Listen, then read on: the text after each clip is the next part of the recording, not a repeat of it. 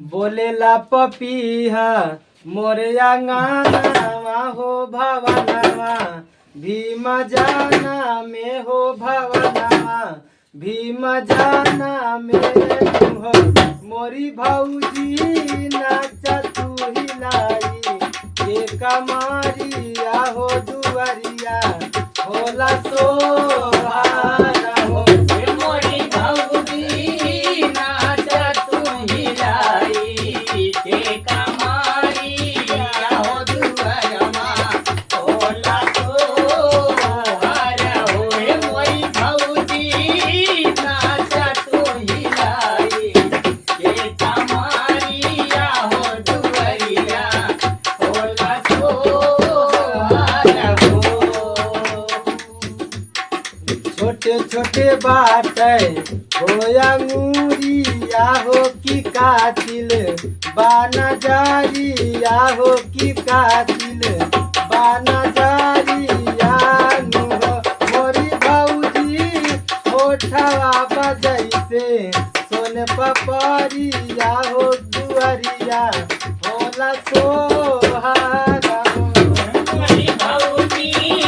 होठवा बजाई से सफारिया हो दुआरिया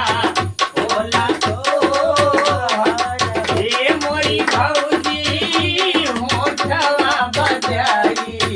से सफारिया हो दुआरिया होला सोहारा हो। अखिया में कजरा काला बादरा हो कि जैसे काला बादरा हो कि जैसे काला बादरा नु हो मोरी भौजी घेरा ले बजैसे हो बदारिया हो दुआरिया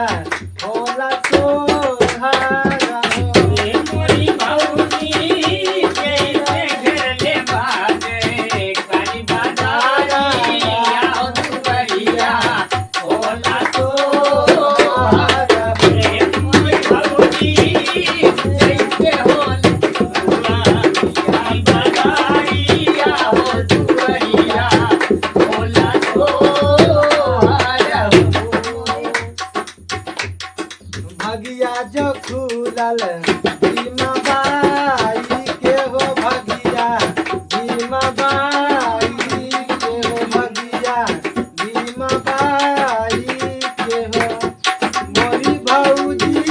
जन्म ली है भीम जस महानामा हो अंगनावा होला सोहारा हो मोरी भौजी जन्म ले धीरे नामा हो महलिया होला सोहारा मोरी भौजी जन्म ले नामा हो महलिया होला सोहारा हो